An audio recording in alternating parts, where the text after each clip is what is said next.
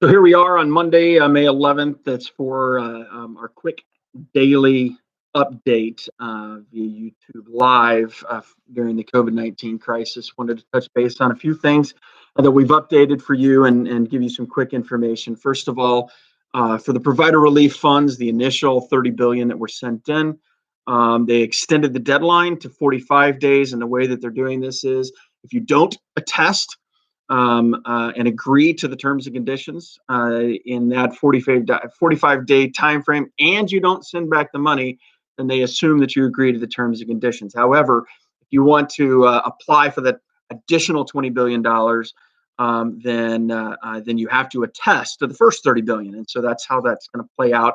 But they did extend that deadline another 15 days past the initial 30-day time frame. So other things that were updated, we put some small guidance changes in regards to practitioners testing positive or people in your office testing positive.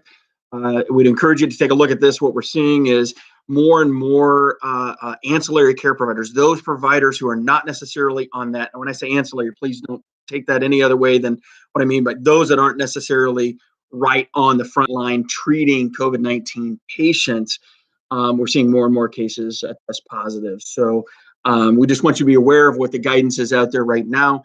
Steps to take if you happen to be one who tests positive in the unfortunate instance of that anyway.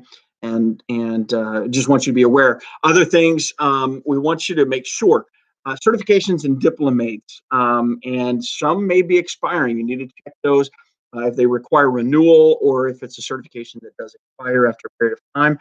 Double check that. We put some good information out there for a couple of different ones. One is CPR and the other is CCSP. CPR, by the way, if you've been certified through the American Heart Association, they did an automatic extension of 120 days, and American Red Cross is doing one where you have to go through some steps. They call it a training, but quite candidly, there is no training. There is no training. You actually have to purchase the course and then click through, and at the end of the day, you'll get a certificate emailed to you that updates your American Red Cross CPR certification for another 120 days. And it takes less than, it takes between 1 and 5 minutes total all in time. So that's what's going on with the two CPR certifications. CCSP has done some extension for those who are expiring between now and I believe July 31st, extending to September 30. But if you have any questions in that regard, we'd encourage you to reach out to the American Chiropractic Board of, or the American Board of Chiropractic Sports Physicians, who handle the CCSP, who handle that certification. So reach out to them and they can give you the exact details on that extension. One of the things that they did mention is both the American Heart Association as well as the American Red Cross. If you update your CPR, you have to make sure that the entities that require it allow for it. They said employers, so just double check the entities and make sure that they're going to accept that additional 120-day extension. Some entities may require that your CPR certification, recertification or original certification is done hands-on. And if that's the case, then this 120-day extension may not exactly work. But they may also be doing some automatic extensions for stuff like that. But it's something to consider during this time. It's things that fall back in our mindset because they're not right at the forefront of what we would typically be thinking of, and that's important. Last is just a quick advertising and marketing caveat. The FTC is now in the game of monitoring marketing and advertising right now because so many different entities are running into challenges and problems. We had 3 entities.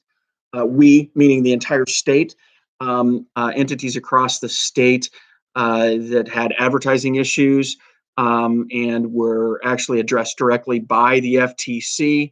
Again, when I say we, I'm talking about all businesses, not just chiropractic, all healthcare, all standard businesses, suppliers, the whole 9 yards. There were 3 that came from the FTC.